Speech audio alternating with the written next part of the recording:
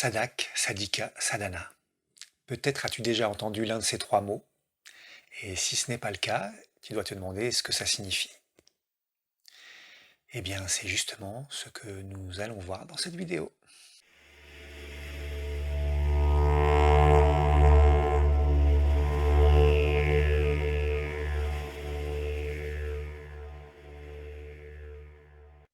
Salut à toi, c'est Emmanuel et je suis heureux de te retrouver sur la chaîne Mère Divine.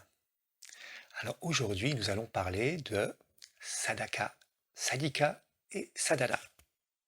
Alors pourquoi aborder ces trois mots? Eh bien, tout simplement parce que si tu as écouté les vidéos précédentes et dans les vidéos qui suivront, c'est des mots que j'utiliserai très souvent. Et si tu as lu un petit peu de Sri Aurobindo, de Mère ou de Satprem, eh bien, tu verras ou tu as vu qu'ils les utilisent très très souvent eux aussi.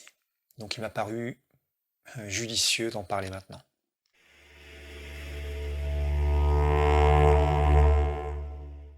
Donc commençons d'abord par Sadak et Sadhika. Donc déjà Sadak, ça se dit très souvent Sadaka. Donc dans les œuvres de Sri Aurobindo, tu verras soit Sadak, soit Sadaka. Et dans les autres de yoga, souvent on dira plutôt Sadaka. Donc ce sont ceux qui pratiquent le yoga tout simplement. Ce sont les chercheurs qui, par leur pratique, essayent d'obtenir la perfection, ce qu'on appelle en Inde la siddhi. Dans le yoga, la siddhi, ça peut prendre plein de formes différentes. Ça peut être la réalisation, la libération, atteindre le nirvana. Et dans le yoga intégral, eh bien, c'est tout simplement diviniser la matière. Alors, ne pas confondre yogi et sadak. Le yogi, c'est celui qui a obtenu la siddhi, la perfection. Et le sadak, ou la sadhika, c'est la personne qui essaye d'obtenir cette perfection. Donc, d'ailleurs, sadak et sadhika, eh bien, sadak c'est le masculin et sadhika c'est le féminin. Et au tout début, moi, quand je suis arrivé dans le yoga intégral, quand je lisais des œuvres de Sri Aurobindo, je voyais marqué sadak un peu partout. Eh bien, au départ, je pensais que le mot sadak n'avait pas de genre, que ça représentait les hommes et les femmes qui étaient sur leur chemin spirituel, qui pratiquaient le yoga. Et donc pendant des années, j'ai pensé que Sadak n'était ni masculin ni féminin. Et un beau jour, j'ai découvert dans l'un des livres de Sri Aurobindo une définition qui parlait de Sadhika. Mais bon, comme pendant des années, je me suis dit que Sadak était et féminin et masculin, eh bien j'ai gardé cette définition pour moi, en tout cas personnelle. Et donc quand tu m'entendras parler de Sadak, ça veut dire que je parle des hommes ou des hommes et des femmes qui sont sur leur chemin spirituel.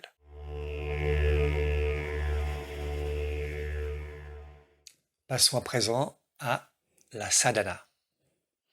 Eh bien, c'est tout simplement ton chemin spirituel. C'est les pratiques que tu vas mettre en place sur ton chemin. Encore une fois, le terme sadhana n'est pas spécifique au yoga intégral, il est utilisé dans toutes les écoles de yoga. Et donc, dans ces écoles de yoga, en général, la sadhana est liée à des shastras, c'est-à-dire des lois, des règles de pratique, et évidemment à une manière de pratiquer le yoga. Asana pour le hatha yoga, technique de respiration pour le pranayama yoga, une méditation spécifique. Comme tu sais, le yoga intégral n'est absolument pas du tout figé. Tu vas développer ta propre sadhana en fonction de ta nature spécifique, celle qui t'est propre, qui est unique. Et donc, dans ta sadhana, tu vas pouvoir y mettre ce que tu souhaites. Si par exemple, tu pratiques déjà du yoga, tu fais du pranayama, tu fais du tai chi par exemple, eh bien c'est des choses que tu vas intégrer dans ta sadhana. Si tu as des techniques de méditation spécifiques et particulières que tu as déjà apprises, tu peux les intégrer dans ta sadhana aussi. Dans le yoga intégral, il n'y a pas de règles particulières, il y a plutôt une direction et surtout il y a un but spécifique qui est de diviniser la matière. Et Sri Aurobindo nous explique que dans son yoga, eh bien, nous allons passer par différentes étapes. Le silence mental, le silence vital, l'émergence au premier plan de l'être psychique, s'offrir à la mer. Et plus on va s'offrir à la mer, plus on va se rendre compte que ce n'est pas du tout nous qui faisons la sadhana. Tu vas te rendre compte que en fait, c'est la mer depuis le début qui fait la sadhana. Et ça va te permettre de découvrir ce qu'on appelle la sadhana shakti. Le pouvoir qui dirige la sadhana, qui dirige le yoga.